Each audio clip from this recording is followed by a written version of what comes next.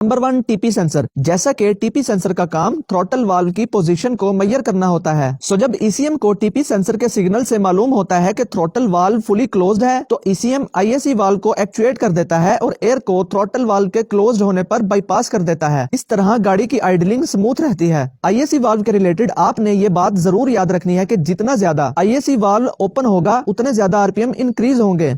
Number 2 engine coolant temperature sensor. ECM को ECT sensor से पता चलता है कि इंजन का टेम्परेचर इस वक्त कितना है। जब इंजन का टेम्परेचर ठंडा होता है तो ईसीएम आईएससी वाल्व को एक्चुएट करके इंजन के आरपीएम नॉर्मल से थोड़े ज्यादा रखता है ताकि इंजन को जल्द से जल्द वार्म अप किया जा सके। जब ठंडी गाड़ी स्टार्ट होती है तो शुरू में आरपीएम थोड़े इंक्रीज रहते हैं, लाइक 1050 या 1100 आरपीएम रहते हैं। यहाँ आईएससी वाल्व काम कर रहा होता है, देन आहिस्ता आहिस्ता आरपीएम अपनी जेन्युइन हालत में आ जाते हैं, like 750-800 RPM. Number 3 intake air temperature sensor. ECT sensor की तरह ईसीएम को इनटेक एयर टेम्परेचर सेंसर से पता चलता है कि जो एयर इंजन में एंटर हो रही है उसका टेम्परेचर क्या है। जब कूल एयर इंजन में दाखिल हो रही होगी तो ईसीएम की जानिब से गाड़ी के आरपीएम नॉर्मल से थोड़े इंक्रीज्ड रहेंगे ताकि इंजन को वार्म अप करके टेम्परेचर को एक डिजायर्ड रेंज में लाया जा सके। फॉर एग्जाम्पल, अगर ठंडी गाड़ी के आरपीएम आईएससी वाल्व के जरिए नॉर्मल रहते हैं, यानी 750-800 रहते हैं, इंक्रीज्ड नहीं होते, यानी 1100-1000 तक नहीं आते, तो इंजन में कंबस्टन एफिशिएंट नहीं होगी। इस तरह गाड़ी की आइडलिंग शुरू में रफ रहेगी, वाइब्रेशन, हेजिटेशन होगी इंजन में।